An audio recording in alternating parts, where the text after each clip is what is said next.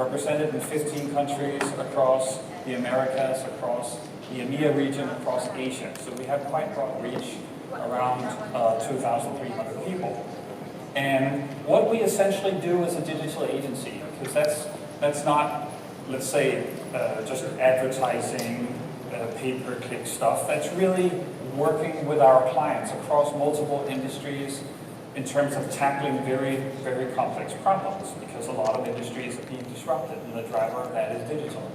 So when we talk about the automotive space specifically, we've worked in that field for approximately 20 years or so. First focused on telematics at an early stage, infotainment systems within car, various different software components that are tied into or used by the OEMs and vehicles, as well as some of the in-car experiences in terms of the driver experience and the access to different kinds of information. And we've worked with some of the leading OEMs through that period of time.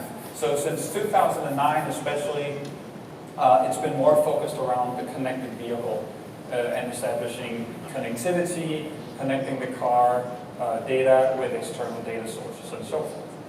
And so it's in that area where the monetization becomes a very top-of-mind topic. And increasingly so, because in a recent study that we were looking at from McKinsey, they're pointing to the fact that of the total lifetime spent on a vehicle, today approximately 2% of the revenue comes from the connected services. Now, within only a couple of years, down to 2020, that's going to increase that amount of spend, moving into what's approximately a $200 billion market a year globally.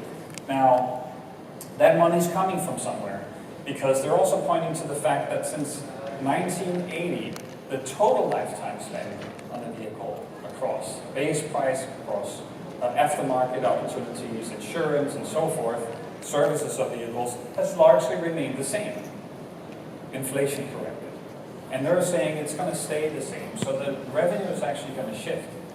And the dynamic in terms of the amount of revenue that's being made at the point of sale, which we know in terms of aftermarket opportunities and so forth, is going to shift further. So, in other words, the money is going to be made downstream. Now, that's not something that's just tied into the notion of automotive and cars. This is something that actually a trend that transcends a lot of industries. A lot of it is driven also by generations that don't necessarily want to own.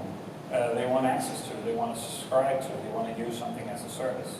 And if they want to do, the entry to ownership needs to be lower, and then they're okay with paying more downstream because it aligns with the kind of value that's produced for them.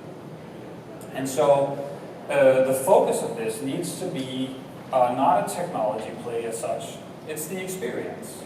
That's what the future consumer is paying for. We're paying for it, the future consumers are paying for it, and it's going to be increasingly so. And the future consumers going to be ready to abandon even a big product like a car if the connected services are not good enough. Today, that's approximately 20% will point blank tell you that they will actually switch to another make, another vehicle if the connected car services are not good enough.